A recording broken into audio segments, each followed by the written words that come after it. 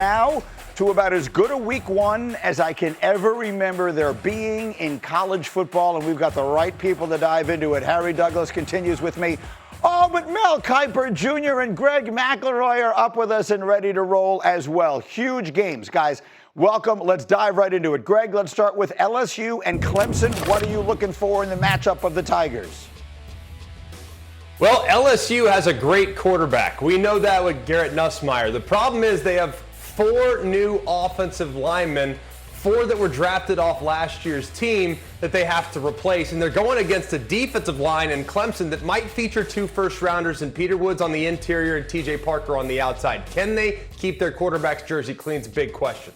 That's going to be something to watch there. Greg actually is going to be calling Notre Dame Miami for us. Harry, what are you looking forward to in that top 10 matchup? I want to see if C.J. Carr can actually push the football down the field for the Notre Dame Fighting Irish. We know about Jeremiah Love, Jadarian Price, and also Aeneas Williams at the running back position. They have a 3-headed monster. But if Miami stacks that box and forces them to pass the football, can C.J. Carr get it done? Pushing it down the field. I like the guys that they have at the wide receiver position. They bought in a transfer also from Virginia, Malachi Fields. I like him a lot. Can they get it done? All right, so we'll see the Irish in their first performance since the title game. And then, of course, Mel, all eyes Saturday, Texas and Ohio State. All eyes on Arch Manning. What are you expecting?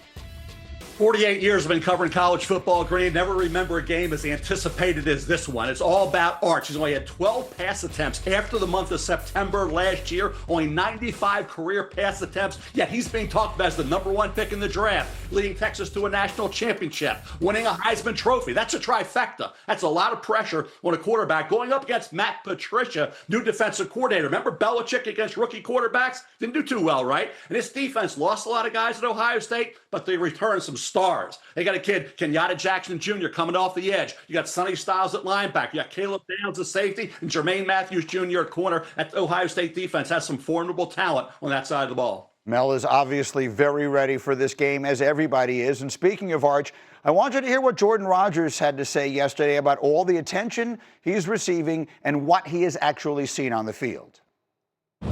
The hype doesn't match the tape. There are good things, and there are some good things. But the hype or the tape, to me, doesn't tell you got a first-round draft pick or a top 10 or a #1 overall draft pick or a Heisman hopeful. I think he's going to go into Ohio State. He's going to struggle because he hasn't played anybody. And to be clear, and that is the meat of the point that Jordan was making. He did go on to say he thinks he will be a great player, but that it is going to take some time. So, Greg, he's talking about the tape. You've put together the tape for us. What do we see in Arch Manning so far, and what do we expect on Saturday? Well, I'm going to respectively disagree because I went back and watched the tape yesterday. It was like, all right, maybe Arch is better than I thought after watching a few plays because, man, his game last year against Mississippi State in particular was off the charts good. Watch this play. All right, you got a guy off the edge. He has to negotiate that pass rush, steps up beautifully, but here's what makes him different. The athleticism. Look at the angles that the defenders take. Those are terrible. Yes, is that an indictment on the defender? Sure, but it might be kind of showing just how fast Arch is. How about this one?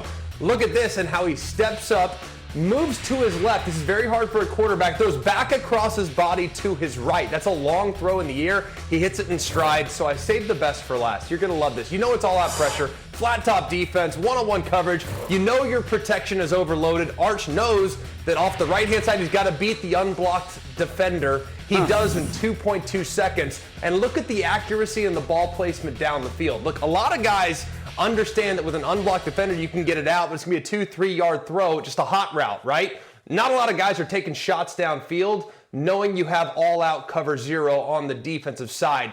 He drops it in the bucket beautifully. I'm telling you guys, I think he is absolutely going to live up to expectations. Not so much to the point that he's the biggest freak we've ever seen throwing it, but I think his acumen, his understanding, his accuracy, and I think his preparedness over the last few years has him positioned to have a tremendous first year as a starting quarterback. Yeah, all those things, Mel, sound like a Manning, and throwing the ball sounds like a Manning. And then the way he runs doesn't look like a Manning, that's for darn sure. Obviously, it's a totally different animal. What is your expectation for him, Mel, against a really tough test on the road in his first big game? Remember, his dad, Cooper, was a wide receiver, so he got speed from his father. But I think when you look at where we are with Arch, to play this opponent, I think Jordan was talking about the cupcakes. Now you got at Ohio State, at the Shoe, high noon kickoff against Matt Patricia. That's going to be tough to navigate, but they have 3 cupcakes after this to kind of right the ship. And keep in mind, Arch Manning at the end of this year only would have, he's got 2 starts last year, maybe he'll end up with 17. Mitchell Trubisky, Mark Sanchez, Trey Lance. Think about guys like that. Anthony Richardson, a lot of quarterbacks that didn't have many starts, struggled in the NFL. Some of those guys, right? So you think about Arch, he can go back for another year. It's all anticipated that he will. So this game is not all about this game. If he does have some issues, it won't be unexpected because you're, like I say, you're playing a defense that has talent, that has Matt Patricia, and you're on the road. And the expectations and the pressure is immense for this kid. So even if he does struggle, so be it. They still have time. You can still make the playoffs, obviously, with a couple losses. So the season's not over, and it's certainly not over Arch and this Texas Longhorn football team if, in fact, they do have some struggles at the Shoe, high noon on Saturday. You can see on your screen that they are actually an underdog, despite being the number 1 team in the country. It's a 1.5-point spread. I had seen it as high as 2.5. Meantime, if there's one thing that I think everyone can agree on, and for the folks who are getting set to watch this game, that Arch Manning might be the most hyped player on the field. It's unlikely he's the best player on the field. Jeremiah Smith, the wide receiver from Ohio State, might be the best player in the country, and Harry's going to show you why. Yeah, he is. You talk about size, speed, strength, being able to do every single thing at the wide receiver position, and I have this tape to showcase a lot of different things. And the first play that we have on this tape is going to be the speed threat. Look at Jeremiah Smith right here. You're going to see this other wide receiver come in motion. He's going to run a bubble screen. Jeremiah Smith is going to run what we call a 5-yard spot route. Watch him as soon as he catches the football. No wasted movement, get north and south, watch the acceleration and the speed. You have 5 guys in white jerseys that could have tackled him, but he says, peace, I'm gone. The speed that he reached, 21.7 miles per hour. That's the speed threat of Jeremiah Smith. Now watch the deep ball threat that he has. Check this out. This is a go route versus off coverage. First thing that you must do as a wide receiver, you got to have great get off. He does that. But then you jump outside to that blind spot. Now that defender is lost, and now he's trying to scramble and find you, but the last part of the catch, contested. He does a great job of that as well. He's spectacular, right? I mean, he's got all of the tools. There were 2 fabulous freshman receivers in the country last year. This kid, he's as good as there is in the country, right? 1,000%. And I played with someone by the name of Julio Jones that Greg McElroy knows very, very well.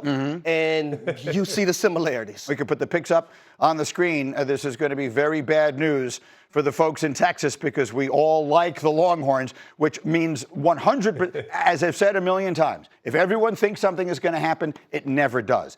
Greg and Mel, stay close by. We'll have much more as we continue looking forward to this weekend. But coming up, are we getting closer to a resolution in the Micah Parsons standoff? Has the trade suddenly become much more a possibility than it has been before? We'll dive into that. Plus, Patrick, the great's number 1 threat, benched by the NFL. How does this impact Mahomes and the Chiefs? We'll answer that question next.